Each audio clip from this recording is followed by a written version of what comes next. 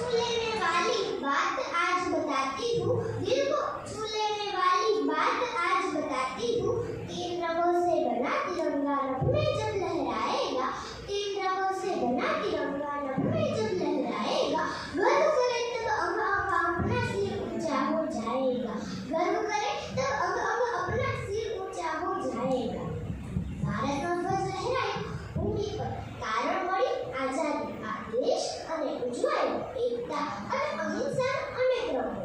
ભારતનો ધ્વજ તેની સ્વતંત્રતાની લડતનું એક ચિહ્ન છે। 22 જુલાઈ 1947ના રોજ બંધારણની સભાની બેઠકમાં ભારતનો ધ્વજ હાલના રૂપમાં અસ્તિત્વમાં આવ્યો હતો। ત્યારબાદ આ ધ્વજને રાષ્ટ્રચિહ્ન તરીકે પણ ઓળખવામાં આવે છે। ભારતનો પ્રથમ રાષ્ટ્રધ્વજ 7 ઓગસ્ટ 1906ના રોજ કોલકાતાના ફારસી બગલ સ્ક્વેર ગ્રીન પાર્કમાં લહેરાવવામાં આવ્યો।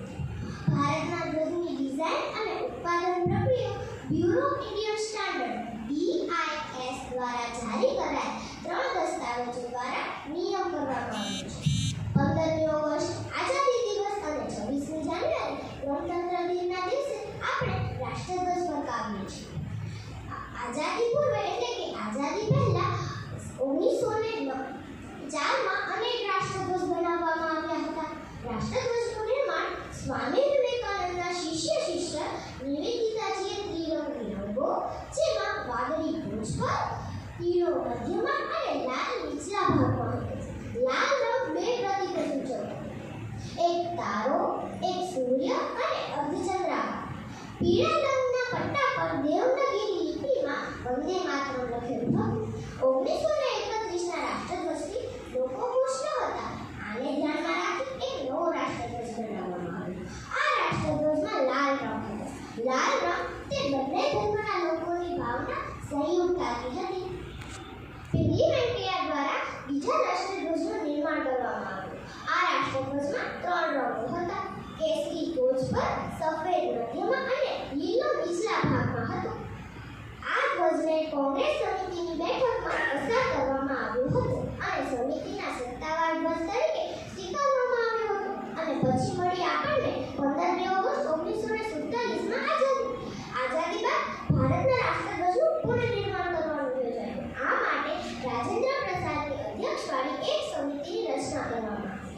આ સમિતિએ ભારતીય રાષ્ટ્રીય કોંગ્રેસ સમિતિના ધ્વજને યોગ્ય સુધારા સાથે બદલવામાં આવ્યો। આમાં બસ થોડો ફરક પડ્યો। જ્યારે કોંગ્રેસ સમિતિના ધ્વજમાં મધ્યમાં એક ચરખો મૂકવામાં આવ્યો હતો અને આમાં મધ્યમાં એક ચક્ર મૂકવામાં આવ્યું। બસ થોડો જ ફરક હતો। 3 रंग का वस्त्र नहीं है ध्वज देश की शान है, 3 रंग का वस्त्र नहीं है ध्वज देश की शान है, हर भारतीय के दिल का यही तो एक स्वाभिमान है, हर भारतीय के दिल का यही तो एक स्वाभिमान है। ભારતના ધ્વજની લંબાઈ અને પહોળાઈનું પ્રમાણમાં 3:5 છે।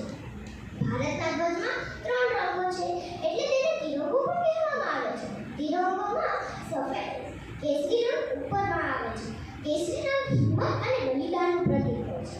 મધ્યમાં આવેલો સફેદ રંગ તે શાંતિ અને શુદ્ધતાનું પ્રતીક હોય છે અને નીચે આવેલો લીલો રંગ તે હરિયાળી અને ખુશહાલીનો રંગ હોય છે અને મધ્યમાં આવેલું અશોક ચક્ર તે નિરંતર આગળ વધતા રહેવાનો આપણને સંદેશ આપે છે। 15મી ઓગસ્ટ 1947માં આપણા ભારત દેશને આઝાદી મળી। આઝાદીના 23 દિવસ પહેલા આપણા સંવિધાન સભાએ આપણા દેશના રાષ્ટ્રધ્વજનો અંગીકાર કર્યો હતો। ભારતનો ધ્વજ આપણા દેશની આન બાન અને શાન છે। ઇતિહાસમાં તેનું ઘણું મહત્વ છે। ઘણા પ્રસંગોપાત ઘણા આંદોલનોમાં